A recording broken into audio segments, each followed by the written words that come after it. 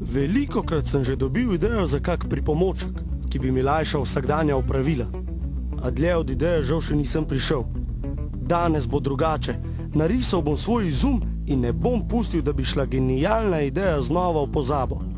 Izdelal bom oglato žogo za igro na neravnih terenih. Mislim, da bo pri nas novi hit. Šla bo kot za med.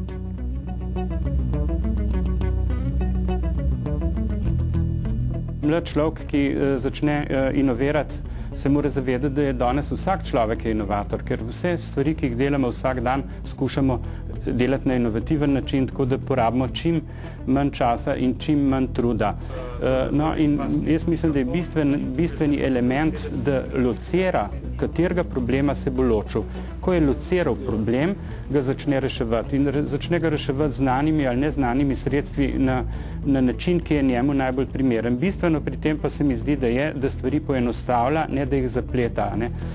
Zelo dobro je, če se pogovori s kakšnim patentnim zastopnikom, da mu naredi patentno poizvedbo. To pomeni, da pogleda v patentne baze, če taki izdelki že obstojajo. Naslednji korak je, da poišče nekoga, ki obvlada 3D risanje, da mu naredi 3D risbe. Za enostavne izdelke bo porabil kakšne 3-4 ure za to. Potem začne iskati strateške partnerje, podjetja, ki bi utegnila prodajati njegov izdelek, mogoče obrtnike ali pa proizvajalce določenih komponent. Ni pa nujno, da so to samo izdelki, to so lahko neki postopki, to so lahko produkti z področja zavarovalništva, to so produkti z področja prodaje, vse, kar je novo, je inovativno. Aha, oglate žoge še nihče ni patentiral, zato moram takoj v akcijo. Najprej pa prototip.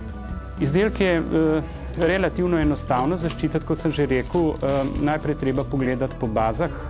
Ena takih baz je na spletu www.espas.net.com. Tam se da pogledati na enak način, kot gledamo v Googlu ali pa Yahooju.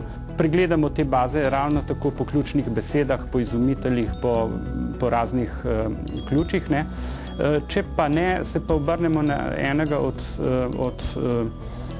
patentnih zastopnikov, ki nam bo to poiskal za relativno majhen denar. Se pa to splača, ker drugače lahko se zgodi, da delamo zastonj, da je tak izdelek že na trgu.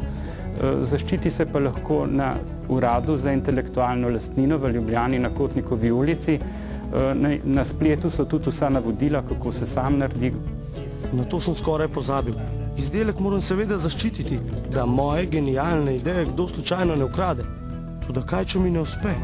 In žoga ne bo hotel nihče kupiti in se z njo igrati.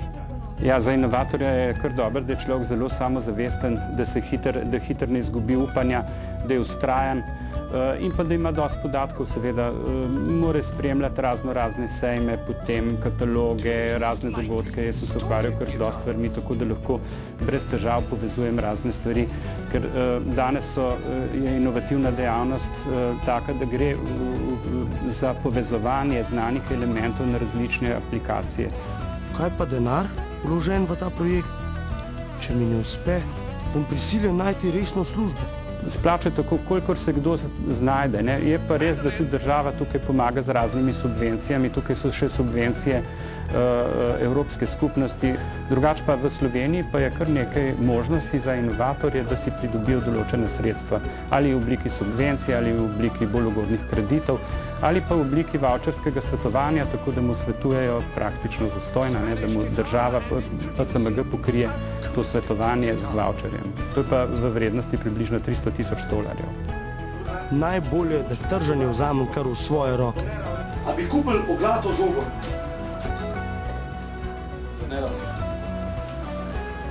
Hvala lepo, uspešno igranje pa veliko užitkov. Adijo!